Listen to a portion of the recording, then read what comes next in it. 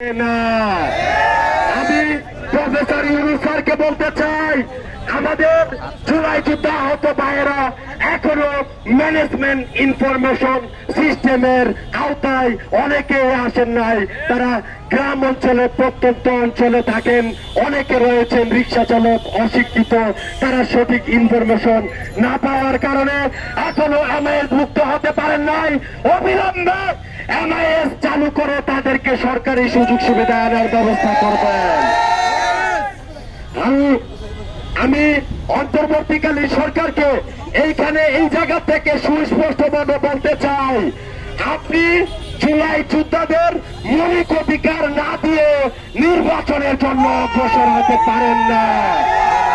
আমরা জুলাই যোদ্ধারা আমাদের ভাইদের হত্যার বিচার না হওয়া পর্যন্ত, আমাদের ভাইদের পুনর্বাসন না হওয়া পর্যন্ত, আমাদের ভাইয়েরা সুরক্ষা না পাওয়া পর্যন্ত আমরা এই বাংলার মাটিতে নির্বাচন নিয়ে সংলাপ হতে দেব না।